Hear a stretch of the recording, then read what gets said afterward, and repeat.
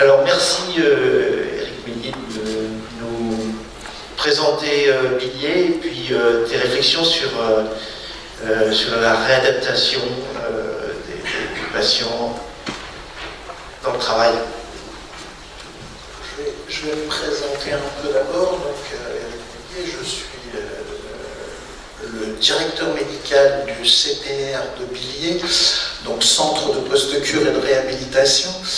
Depuis juin 2015, c'est pas très ancien, j'étais auparavant psychiatre de secteur pendant un peu plus de 30 ans dans l'établissement psychiatrique voisin du Morbihan à Saint-Avé et responsable du secteur Auray-Belle-Île.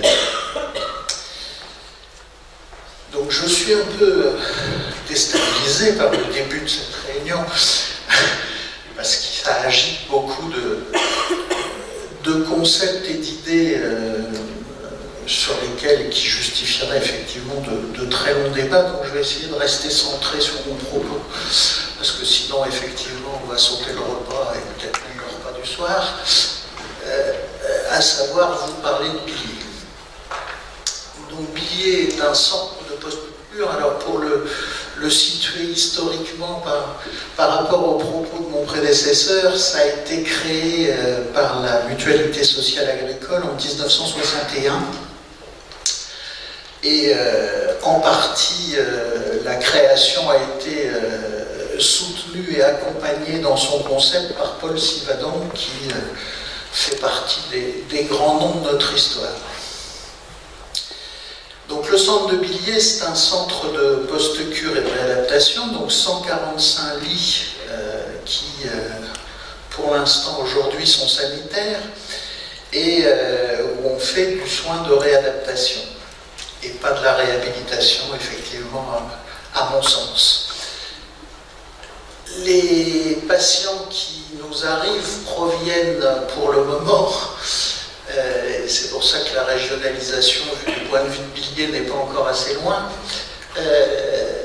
qui nous viennent du Grand Ouest, c'est-à-dire de 6 régions, dont la Haute et la Basse Normandie, la Bretagne, les Pays de Loire, le Poitou-Charentes et la nouvelle région Centre-Val de Loire.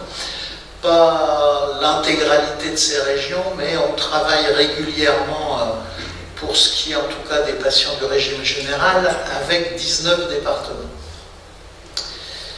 Je dis pour les patients du régime général parce qu'en tant qu'institution créée par la MSA, nous recevons les patients qui sont sous régime MSA sur l'intégralité du territoire français. Et c'est par rapport à cette expérience-là que j'ai le sentiment qu'effectivement nous avons une structure qui est unique en France, qui ne lui rend pas forcément service, dans la mesure où effectivement on reçoit des patients MSA de l'Est, du Sud, et qu'à chaque fois le retour qu'on a de la part des patients, des familles ou des équipes qui les accompagnent, c'est on n'a pas d'équivalent dans notre région. Donc les patients qui rentrent à Billier sont des patients qui sont, de notre statut et de post-cure, qui devraient sortir de l'hôpital psychiatrique.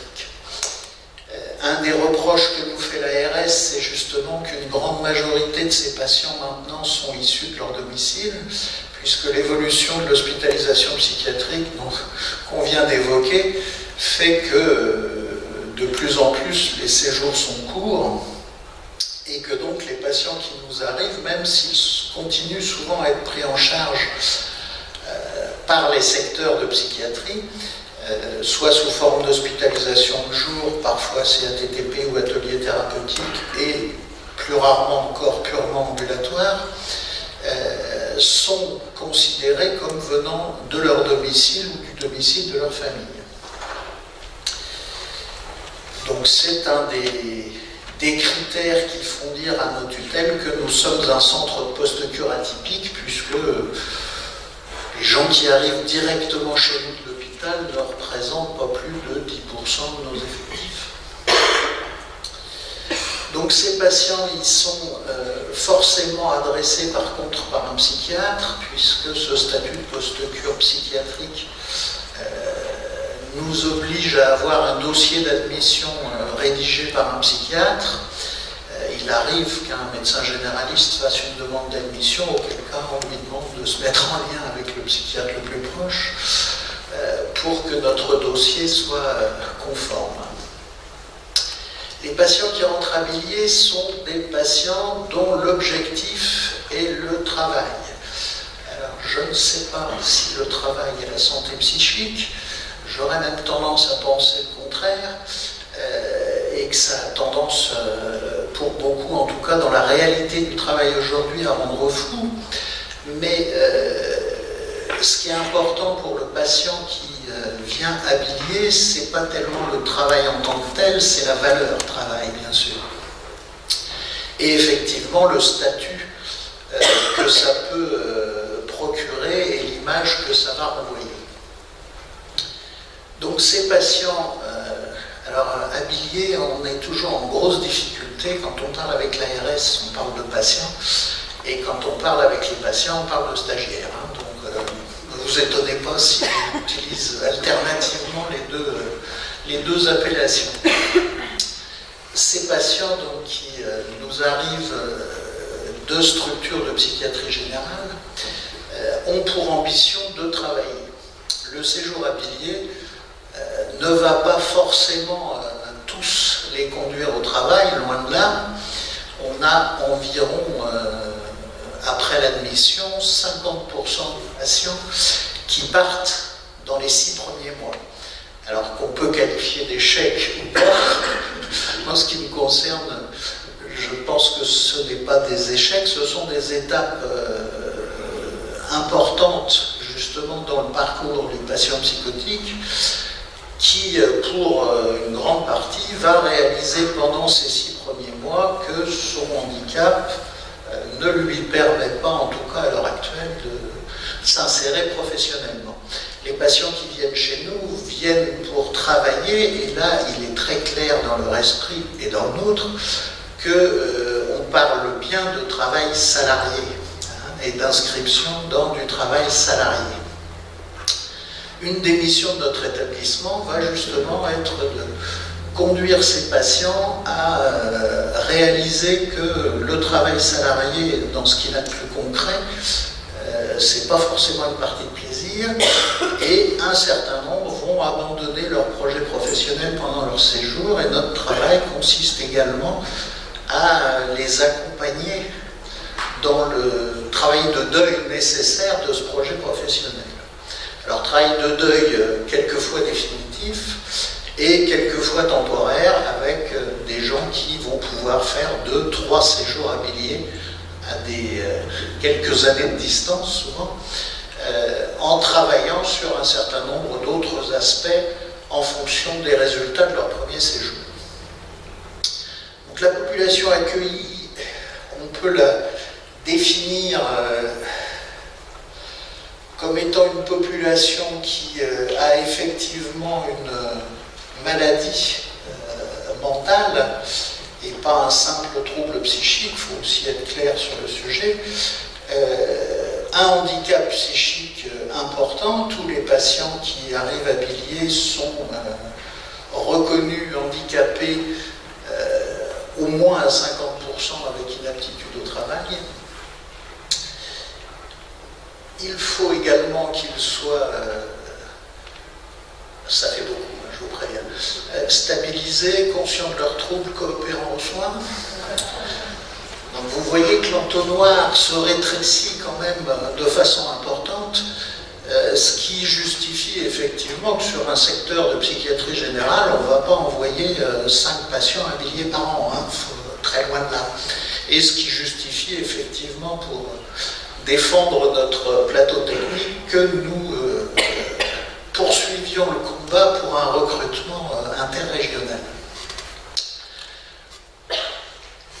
Si on parle diagnostic, l'essentiel de notre population est une population schizophrène.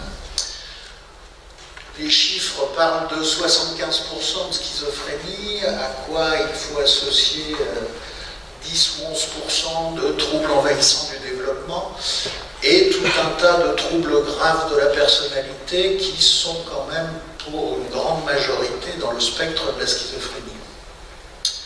On a quelques personnalités émotionnellement labiles, mais ça représente quand même pas la majorité de notre population. Quelques patients porteurs de déficits aussi intellectuels, et là effectivement les difficultés de coexistence qui ont été évoquées tout à l'heure, je les confirme, c'est souvent pas très performant pour des patients déficients intellectuels de venir habiller, dans la mesure où effectivement le reste de la population présente leur fera souvent assez cruellement sentir la différence. Donc ces patients qui sont schizophrènes, handicapés, coopérant aux soins et en accord total avec leur diagnostic, vont arriver chez nous après un parcours un peu long, et vous le regrettez sûrement, à savoir qu'une fois le dossier d'admission reçu, il va y avoir l'organisation d'une visite de préadmission où on va s'assurer effectivement que tout ce qui a été écrit dans le dossier d'admission est la stricte vérité, en particulier sur la coopération aux soins et l'adhésion au traitement, et qui va permettre surtout aux patients d'avoir une idée précise de ce qui est proposé chez nous, puisque la journée commence par une visite très large de toutes les installations, à la fois sur le plan hébergement et sur le plan professionnel. Ils mangeront ensuite au restaurant d'application, donc ils sauront à peu près à quelle sauce ils vont manger pendant leur séjour. Ils auront ensuite une présentation sous forme de diaporama par une de nos assistantes sociales du parcours, de l'entrée et de la sortie, des taux d'insertion professionnelle, etc. Et pour finir une journée épuisante, ils rencontreront donc un des 4 psychiatres de l'établissement pour faire le point sur la maladie, l'histoire et le projet, pourquoi est-ce qu'ils veulent travailler. À l'issue de cette journée de préadmission, la commission d'admission se réunit et donc la réponse est fournie dans la semaine qui suit de est-ce que ce patient est prêt ou non, selon nous, quelquefois selon lui, à une réadaptation professionnelle. Donc une réponse oui va donner lieu à un dossier à remplir, mais à une date d'admission. Donc entre le dossier et la visite de préadmission, il faut compter en gros 2 à 3 mois, et entre la visite de préadmission et l'admission, 2 à 3 mois également. Donc à partir du dossier, vous avez entre 4 et 6 mois avant une admission habilitée. Ce qui permet aussi à beaucoup de patients et quelquefois d'équipes de faire volte-face dans l'intervalle et de renoncer au projet après la visite de préadmission quand les données du patient sont vraiment trop complexes par rapport à l'établissement conjoint. Date d'admission, alors Billiers est un endroit très très structuré, donc c'est très difficile de faire à côté du parcours prévu. La visite de préadmission c'est le lundi, l'admission c'est un jeudi tous les 15 jours, il n'y a pas de dérogation possible. Donc cette admission le jeudi va permettre 2 ou 3 jours, puisqu'on arrive juste avant le week-end, 2 ou 3 jours d'intégration avant de commencer un parcours qui est d'abord un parcours d'évaluation sur les 3 premiers mois. À cet égard, le premier mois sur chaque semaine, le patient va bénéficier d'un passage dans chacun des 4 secteurs professionnels de l'établissement. Donc, je vais essayer de vous les faire dans l'ordre. Le secteur atelier qui regroupe menuiserie, métallerie, mécanique, peinture, encadrement et bureautique. Le secteur hôtellerie-restauration, donc avec une partie hôtellerie, blanchisserie, lingerie, un atelier polyvalent qui gère le gîte du centre. Le gîte du centre, qu'on appelle le château, est l'ancienne maison du médecin directeur. La situation s'est beaucoup dégradée depuis. Et un gîte collectif qui accueille 19-20 personnes. Donc ça peut servir par exemple à des séjours thérapeutiques d'établissements psychiatriques. Il y a pas mal de centres qui viennent passer une semaine sur le gîte dans une région plutôt sympathique par ailleurs, ce qui va permettre à des patients de découvrir un peu le centre et quelquefois ensuite de faire un dossier d'admission. Mais c'est également un gîte qui est ouvert sur le tout venant et il y a effectivement par exemple un groupe de musique qui loue le gîte tous les ans pour faire sa tournée bretonne, et ce qui permet de leur extorquer un concert ou deux au bénéfice des stagiaires.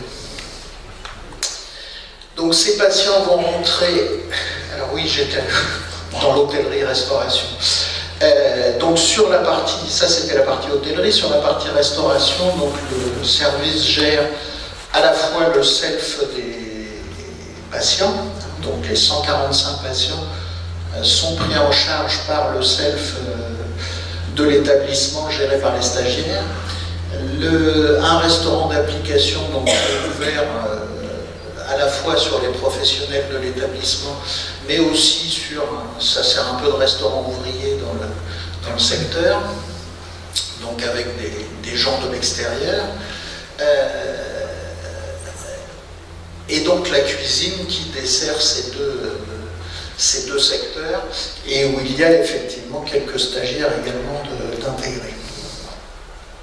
Le troisième secteur, l'agriculture, pour rebondir sur le prix du lait dont on a déjà eu l'occasion de parler,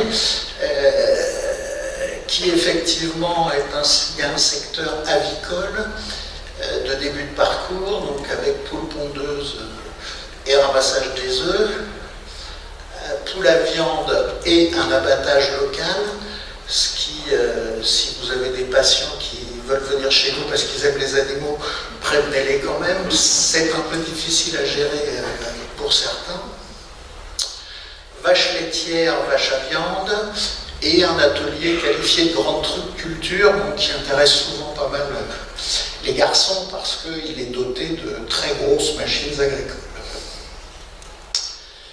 Et le dernier secteur, horticulture, donc maraîchage, floriculture, pépinière, là aussi avec une vente à l'extérieur. Dans le secteur agricole, j'ai oublié un atelier important, c'est le magasin de vente, donc qui permet aussi à des patients qui veulent s'orienter plutôt dans le secteur de la vente de pouvoir faire leur première arme avec du public, puisque ce magasin vend à des professionnels, mais aussi à toute la région qui nous entoure. Voilà les 4 ateliers, donc les 4 secteurs, pardon, ça représente 29 ateliers au total. Donc pendant les 4 premières semaines, les patients vont faire une semaine dans chacun de ces 4 secteurs, et à l'issue de ces 4 semaines, ils vont choisir le secteur sur lequel on va les évaluer, donc à la synthèse dite UAO, qui est la première synthèse, au bout de 3 mois de séjour. Donc le groupe d'entrants du jeudi va rester soudé sur ces 4 premières semaines, ce qui facilite un peu l'intégration et l'éloignement du milieu familial, du domicile, de la région quelquefois, et ne va être séparé qu'au moment où les patients vont choisir leur atelier d'évaluation. Ces 4 premières semaines se font sur des rythmes de travail assez légers, on est beaucoup plus dans de la découverte. Par contre, dès la 5e semaine, sur les ateliers, on va avoir une implication au travail de l'ordre de 35 heures par semaine, donc 7 heures par jour, et avec La seule effectivement exigence du CPR, c'est que les patients soient effectivement présents sur leurs ateliers, sur les horaires de travail, donc entre 8h30 et midi le matin et 13h30, 17h l'après-midi. Au-delà, ils sont donc amenés à gérer leur temps libre, donc il y a des choses proposées au niveau de l'hébergement, effectivement, pour leur apprendre à gérer leur temps libre et pour développer également leur capacité d'autonomie sociale et de vie au quotidien sur leur logement, mais ils peuvent tout à fait également être dispensés, hein. Ce sont des activités qui sont uniquement sur volontariat, et faire de leur soirée ce qu'ils veulent. Donc il faut bien se rendre compte quand le patient quitte directement l'hôpital psychiatrique que le cadre de vie qui lui est proposé à Billiers est effectivement totalement ouvert sur l'extérieur, ce qui explique parfois une certaine réticence à l'admission sur toutes les pathologies addictives, qui ne sont pas une contre-indication à la venue à Billiers, même si un de mes prédécesseurs issu de votre région, le docteur Tillier, se surnommait lui-même l'ayatollah du chichon. La position a quand même beaucoup évolué sur le sujet, parce que sinon nos effectifs seraient cruellement affectés, mais il faut quand même que les patients qui rentrent et les équipes soient conscients du fait que le risque ou de rechute pour des gens qui ont réussi à abandonner leurs conduites addictives ou d'aggravation des dites conduites est quand même très important.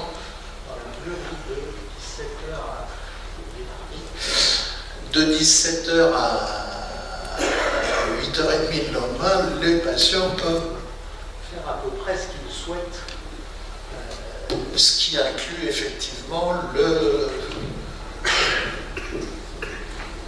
changement de cavalière, le bistrot de Billiers, l'épicerie de Billiers, l'épicerie, oui c'est mieux, l'épicerie de Billiers dont la grande moitié est consommée par le rayon alcool, sachant qu'à Billiers, 500 habitants, 145 stagiaires, c'est quand même la promotion de l'économie locale. Et nous avons effectivement, là encore, qui ne fait pas partie de nos stagiaires, le dealer de Billiers qui est capable de fournir un certain nombre de choses. Donc voilà, nous sommes dans la vraie vie, l'immersion dans la cité, il n'y a aucun problème. À l'issue de ces 3 mois, donc, on va avoir une évaluation de la capacité à passer à l'étape suivante, à la réadaptation. Donc, cette évaluation va aboutir à 3 résultats. Le plus fréquent, qui est quand même le passage en réadaptation. La deuxième possibilité, qui est quand il y a effectivement du potentiel, mais que le niveau n'est pas encore tout à fait atteint, c'est ce qu'on appelle un SAS, donc une prolongation de l'évaluation de quelques mois. Et puis il va y avoir également des synthèses d'évaluation qui vont conclure au retour du patient alors, dans sa région d'origine en général,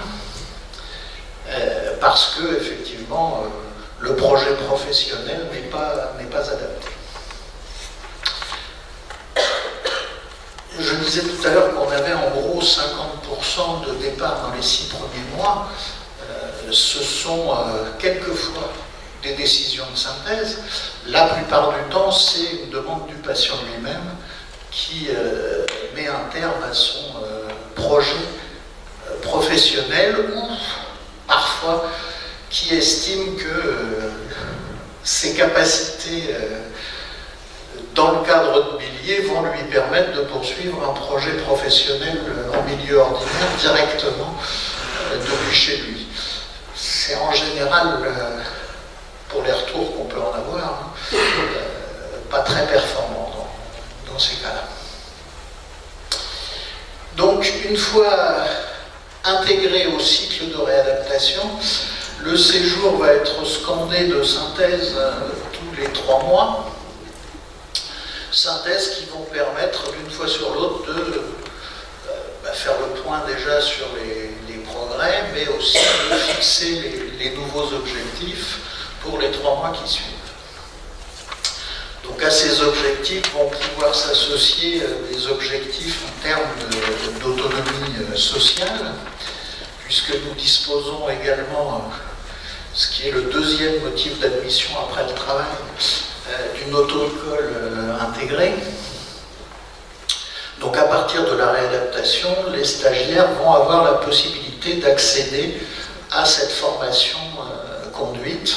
Donc le code d'abord, hein, c'est comme partout, et la conduite ensuite avec une monitrice qui est effectivement formée et d'origine, elle est moniteur éducateur, je crois, de formation, et ce qui permet quand même de passer les épreuves dans une sérénité que les psychotiques sur le secteur trouvent assez peu souvent. Hein. Toujours une grande difficulté sur le secteur avec les patients qui voulaient passer le permis de conduire et avec leurs relations tendues avec leur moniteur d'auto-école. Là, c'est vrai que ça permet des résultats positifs la plupart du temps et dans un milieu qui est adapté à la problématique. Donc, auto-école, cours de vie sociale, il y a également un encadrement physique et sportif, puisque si on dit que le travail est la santé, on dit aussi que le sport est la santé. Je conteste les deux affirmations, mais c'est une position personnelle. Donc tous les 3 mois, synthèse, qui va permettre aux patients de progresser à son rythme. Donc un séjour mené à terme à Villiers, c'est en moyenne 18 mois à 2 ans avant un projet, la plupart du temps professionnel, quelquefois social pur,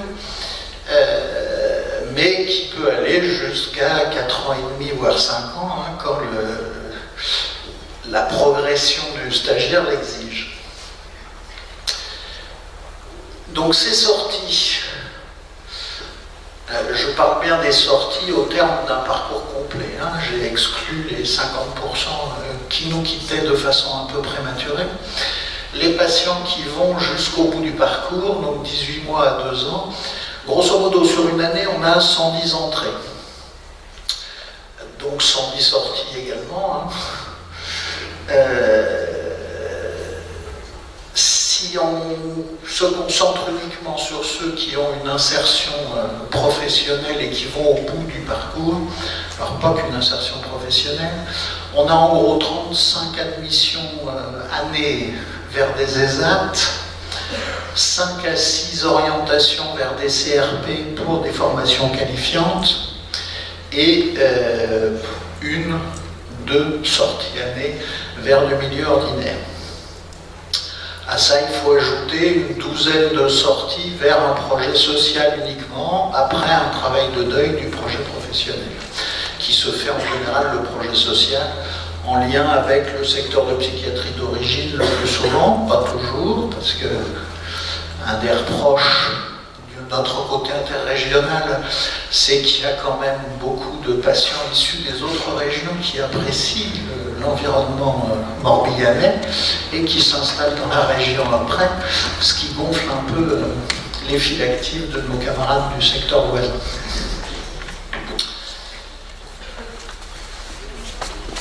Donc voilà en gros le parcours professionnel. En parallèle, il y a un travail évidemment d'autonomie sociale et un travail important, bien qu'encore insuffisant à mon avis, sur la gestion des temps libres, sachant que ce que nous renvoient la plupart de nos partenaires ESAT, puisqu'on a une réunion partenaire annuelle où sont invités, et j'ai vu que certains que j'ai rencontrés il n'y a pas longtemps étaient ici,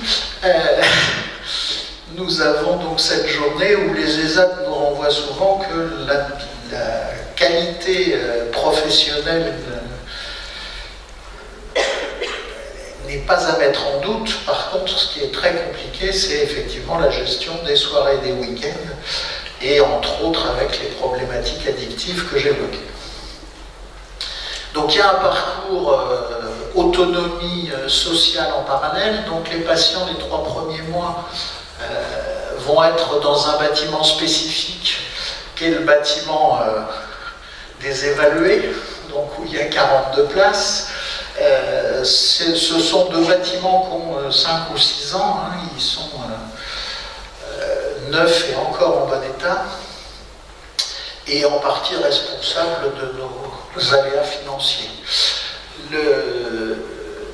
Le bâtiment de 42 places donc, ne sert qu'aux patients qui sont là les 3 premiers mois. Le passage en réadaptation signifie le passage également dans le bâtiment voisin, unité de réadaptation, où il y a 72 lits et où les patients vont rester jusqu'à la première moitié de la partie de réadaptation. Sur la réadaptation, on distingue 2 phases. La phase réadaptation pure qui souvent correspond à 4 trimestres, et une partie de pré-professionnalisation où là on va en général mettre le stagiaire en situation de stage réel sur des ESAT partenaires ou sur du milieu ordinaire. En parallèle à cette pré-professionnalisation et cette stagiarisation, on va proposer après un passage dans ce qu'on appelle le PASS, donc qui est un petit appartement intra de 5-6 places avec une CESF qui fait de l'éducation thérapeutique à mi-temps sur 6 semaines. Après ces 6 semaines de PASS, ils vont intégrer des appartements dont on dispose sur la commune voisine de Musillac, et avec une capacité d'environ 25 places d'appartements. Donc l'autonomie sur le plan professionnel va aller de pair avec une autonomie sur le plan social, alors quelquefois dissociée et discordante, ça ne surprendra personne, et des séjours qui vont pouvoir quelquefois se prolonger par rapport aux difficultés de l'autonomie sociale ou par rapport à l'autonomie professionnelle. Donc les familles sont intégrées évidemment à ce parcours puisqu'elles sont souvent associées à la demande initiale, et il y a donc 1 ou 2 manifestations annuelles prévues qui rassemblent l'ensemble des familles. Alors c'est groupé parce que effectivement notre bassin de recrutement fait que les familles viennent quelquefois de très loin, entre la Haute-Normandie, Blois et La Rochelle. Il faut quand même être motivé pour venir nous voir. Ce à quoi je vous invite d'ailleurs tous quand vous voulez. Hein, si vous voulez venir visiter Billiers, il n'y a pas de problème, ça se fait régulièrement.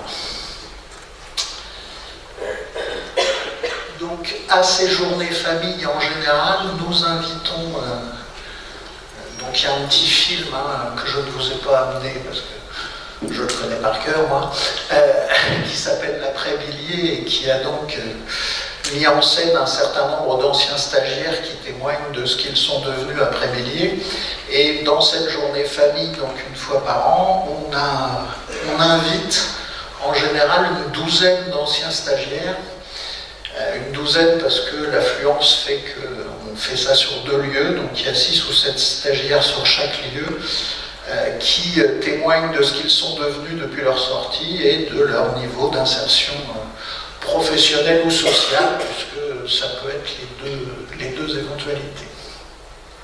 Après la sortie, il y a un lien qui est maintenu donc soit avec les structures professionnelles, soit avec les structures soignantes, soit avec les deux, de destination, sachant que la destination n'est pas toujours la même que l'origine, et donc est assurée essentiellement par l'équipe d'assistance sociale qui assure ce lien et qui assure aussi une évaluation tous les ans de devenir des stagiaires et des projets, qui montre que globalement, à l'issue d'un projet et à 1 an, bon c'est très court 1 an en matière de psychose, mais on a un maintien du projet et un taux de réhospitalisation très faible pour les gens qui sont allés au bout du parcours. Ce qui résonne un peu avec le côté il y a moins de consultations quand ils travaillent, ce qui effectivement est sans doute le cas. Donc voilà en gros la présentation de la structure, je vous l'ai faite short. Maintenant, si vous avez des questions à poser, c'est le moment.